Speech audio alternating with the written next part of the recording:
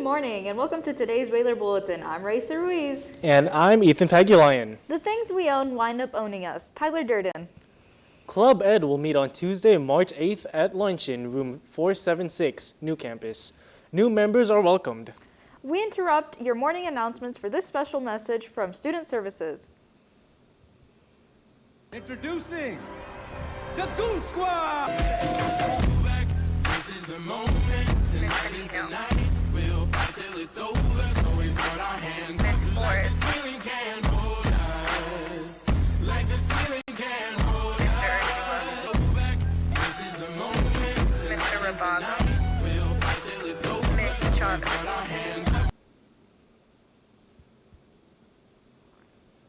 Congratulations to Angelo Hillstock for taking first place in the Poetry Out Loud competition for San Benito High School.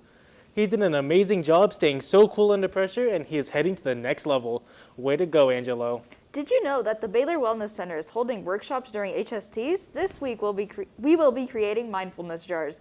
This can be a fun tool to help us cope with stress and improve wellness. Look for it in +9. Be well, Balers. And that's it for today's Baler Bulletin. Thank you for watching, and remember, Go go Balers.